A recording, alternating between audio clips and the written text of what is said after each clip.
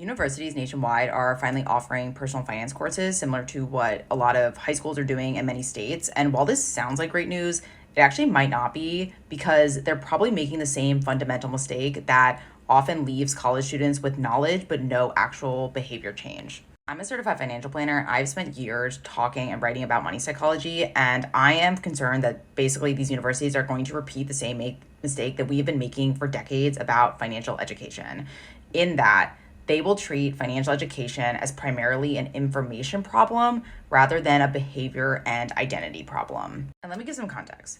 Traditional financial education assumes that the path to better money management is learn the concepts, apply the knowledge, change the behavior, achieve the goals, kind of in that linear fashion.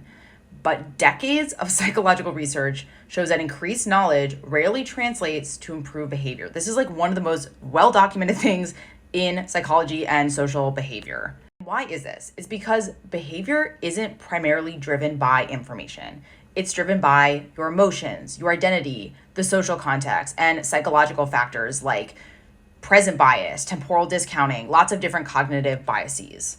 And that's the thing that these programs really get wrong, and why I think they're going to continue to have these kind of dismal report cards around this, because they're not actually addressing the root of the problem.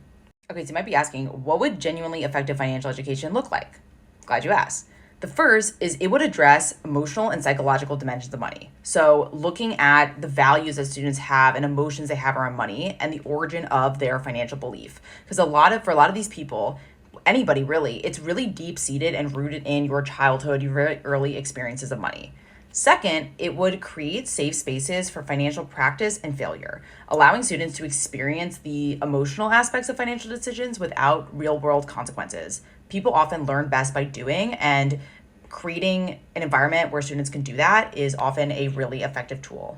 And in my opinion, any successful personal finance course would incorporate behavioral design principles. So teaching students how to structure their financial environment to support desired behaviors rather than relying on discipline or willpower.